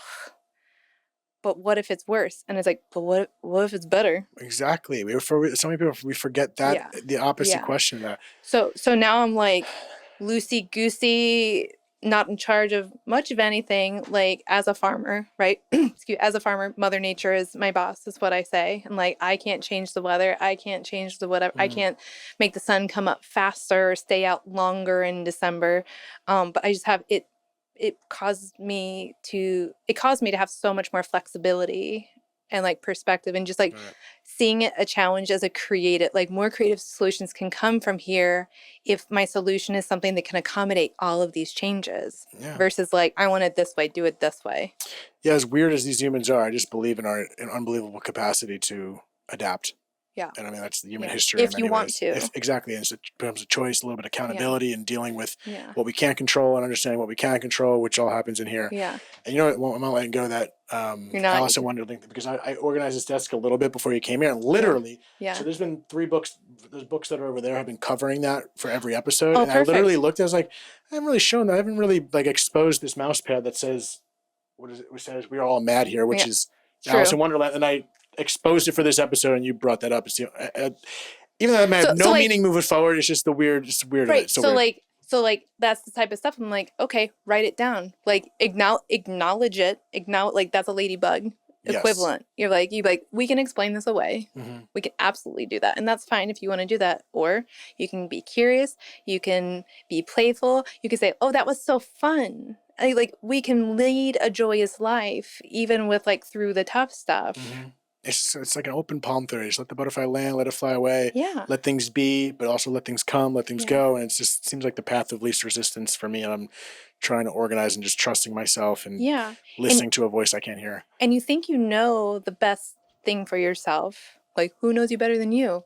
Higher self, source, whatever. So like there is this like give and take. Think of it like people when they drive in a rally car, you've got the driver. That's us. We've got a navigator. Well, the driver has to make some decisions on your own, but if you're also listening to navigate, like left, right, and you're just like, okay, yeah, got it. Like that trust level needs to be there because like, you know what you think could be the best thing for you, but what if it's even better than you ever possibly imagined? Yes, it's positive questions. Because what, like a year and a month ago, I was washing dishes in my kitchen, watching you talk on the first episode. I was like, wow, that's so cool. Wouldn't it be so cool if I could like meet this David guy and like be on his podcast and tell my, like, wouldn't that be cool? And That's I could, it. and there we go. It's that. It's just that really. It's that putting it out there and letting it out, letting it. And like I wasn't like, hey, David, like I wasn't like. No.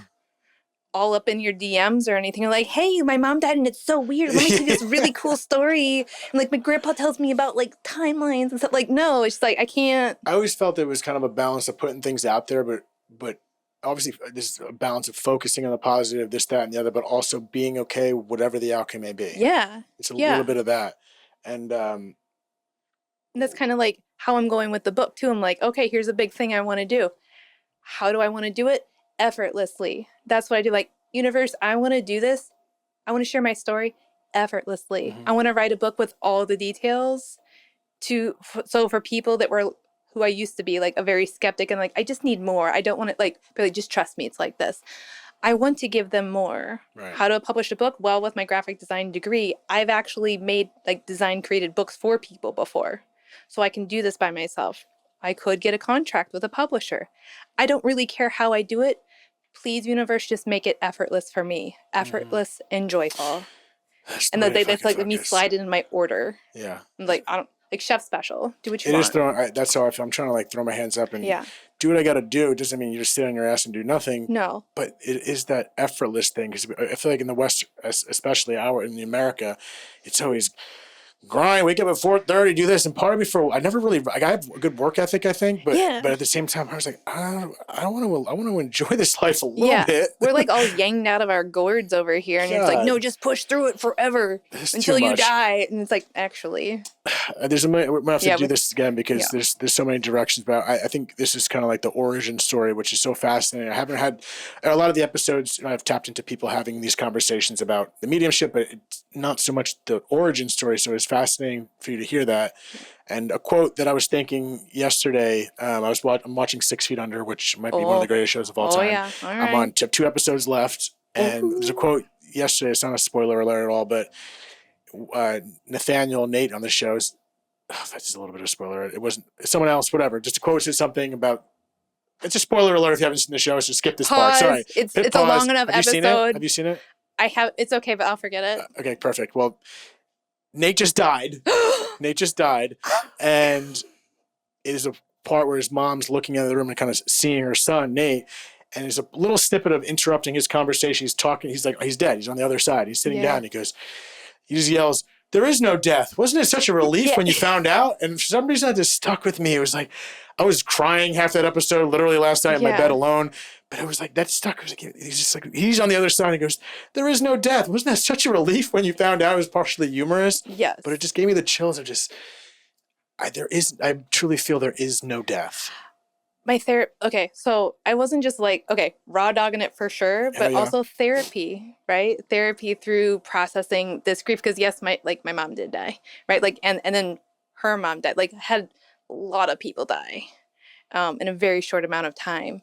And so just trying to make sense of like, how is my mom like this energy that's like, what is going on? And my therapist had such a beautiful example. I love using it like to share with others. Like, think about, you've got an ice cube.